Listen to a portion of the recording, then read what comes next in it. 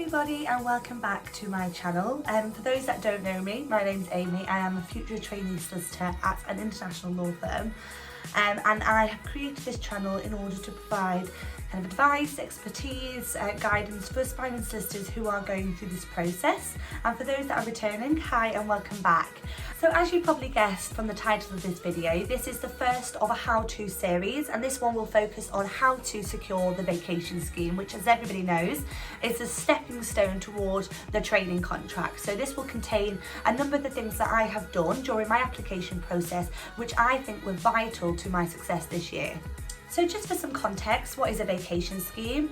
Well, a vacation scheme can be paid or unpaid work experience with a particular firm, and what you usually see is you being kind of submerged within the culture and the practice sector areas of that particular firm, and you get on the job experience of how that firm operates and what things it looks for in their trainees. Not only is it a great way for firms to identify whether you are the right candidate for them, but it's a fantastic opportunity for you to see how a firm works in practice and whether you can see yourself working for that particular firm. Often some firms make the vacation scheme a stepping stone towards the training contract, so you may be considered at the end of your vacation scheme for a training contract, and will have a training contract interview with a partner, associate, etc. as to whether you would be suitable for the training contract full-time position. For some particular firms, it might be that the training contract is only given to people who commence the vacation scheme and are successful on their vacation scheme. So for me, that was definitely the case. I had to experience the 1 week vacation scheme first, be successful on my vacation scheme, to then be offered the training contract. So it's a fantastic opportunity to get your foot within the door.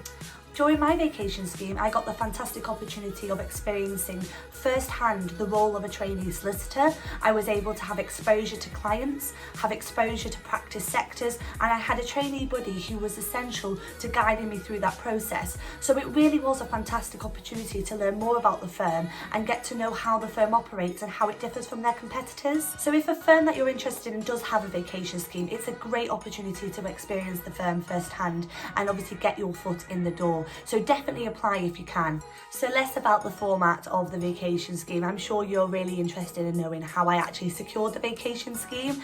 And I think there was probably around 6 things I did this year, which was very different from previous cycles, which has allowed me to secure the vacation schemes at the 2 firms that I did. So firstly, and I'm sorry that I've got to say this, but it's so important, organisation. Organisation this year has been an absolute saving grace for me. I am one of these people that has lists for lists for lists. So for me, it was kind of stupid to even think that I had never organised my applications as efficiently as I've done this year.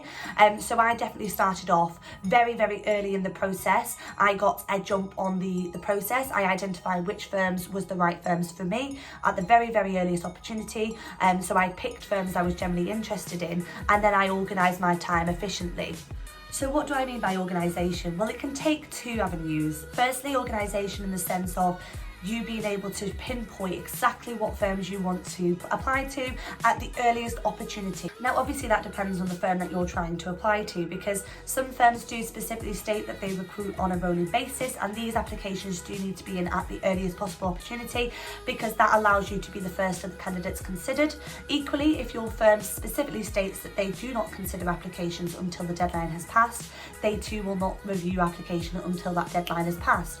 But if your firm just has a deadline in mind, they may consider your application the sooner it comes in, and then that could mean that you are one of the first candidates that are given the interviews or the next stage assessment. So that's the first way that you can be organised. The second way, and this is really crucial, you should take the application process the way you do all your academic work, so coursework, exams, etc. Plan in your diary time in which you can then construct the application, have it reviewed, research the firm. All those stages need to be diarised, because then what that means is you can look at it in a more efficient and methodical way and make sure you stay in line with the deadlines that as they approach.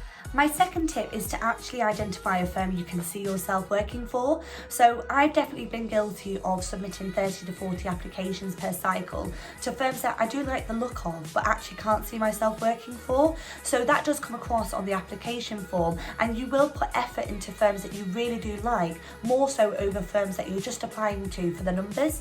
So do identify the right firm for you, because you'll show a clear commitment throughout the process by attending events, by being on their Instagram lives and asking questions, by actually being intrigued as to what makes that firm different from competitors, and the recruiters will see this. I know that sounds easier said than done, because you're at the start of your legal career. How do you know what it is that you want from a firm? How can you identify the right firm for you? Well, I started by sitting down with a pen and a piece of paper, and I actually wrote on the paper, what do I want from my legal career? What is it that is really important when identifying the right firms for me? So I identified that I wanted a firm that had an international element to it. I identified that I wanted a firm that worked with industries of tomorrow, that had an innovative practice, that looked for technology to innovate the process that clients engage on. There were so many things that I really did want for my legal career, and that allowed me then to narrow down firms that really resonated all those things I was looking for. So sit down and actually ask yourself, what is it? Go back to the basics. What is it that you want for your legal career?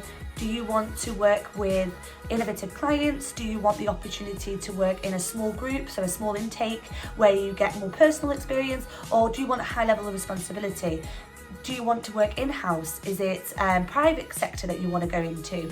What is it that you want for your career? Because that will then allow you to start to pinpoint the firms that really do have what you're looking for, and that will make the process so much more manageable for yourself, and you'll feel more in control. My next tip is that you actually need to research the firm. Now, that probably sounds really self-explanatory, but it's something that's really overlooked throughout all candidates. So you think you can just research the firm at kind of the surface level, which is on the website, but you really have to go above and beyond that. So there is a need to look at what makes the firms different.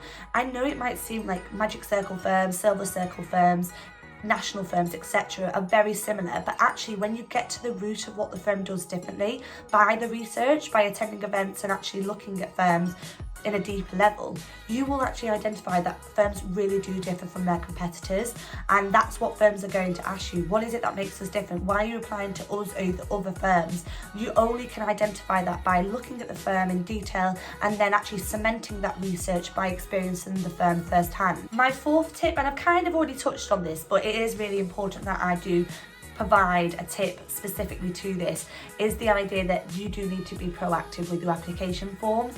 So I have been so guilty of leaving applications forms to last minute, and I've said this before for those that follow me on my channel, that I actually left an application for a firm I really liked towards the deadline. It wasn't on the deadline, but say a couple of weeks before the deadline, and I got an email back saying, I'm really sorry, but we have actually filled all positions for the assessment centre, so we actually cannot offer any more places within the interview stage. So that shows you how important proactivity is.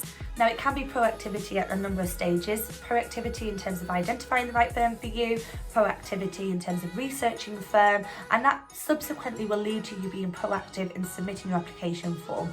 My fifth point is that rejection should not be a setback, and I've said this time and time again, but it's so important. And I'm going to be honest, rejection for me was one of the hardest things going through this process, and if I'm honest, experiencing rejection during the vacation scheme applications and my training contract process is probably the first time I've actually experienced any sort of rejection, so it really hit home quite hard.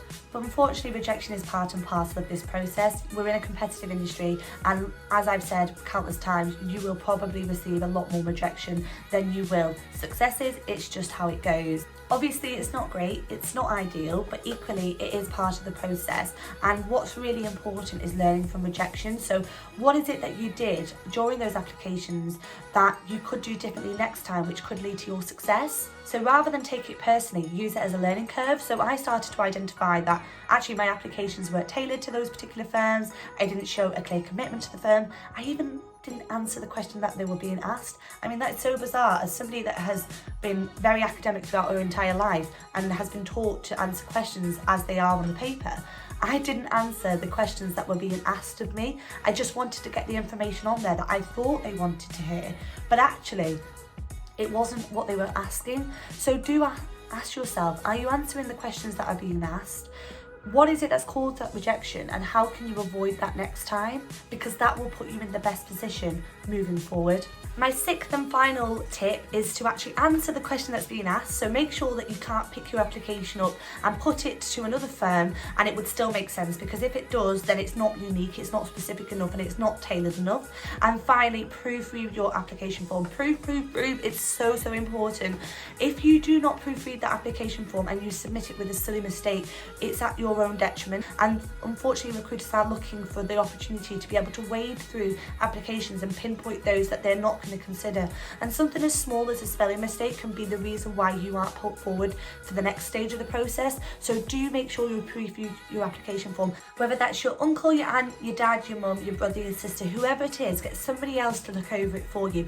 I probably had my applications for my top firms read by around 6 to 7 people. Now that might seem a little bit extreme, because I'm a very extreme person, but equally I knew then when I was submitted that I could be proud that there were going to be no silly mistakes which were going to be to my detriment. So that is it. That is the final tip of the 6 top tips on what I did this year. As I said, there'll be so many more videos coming on this application process and what things we can be doing to make sure that we are securing those training contracts, because that is the ultimate aim. And I know how important it is, because equally I've been in this position and I know how desperate I was to get the training contract. So I'm really interested in knowing your thoughts, so please do comment below what you thought of this video. If you've got any tips or tricks in terms of the things I could be talking about, or any guidance in terms of how can I make these videos better. I mean, it can't really get much better than this plant.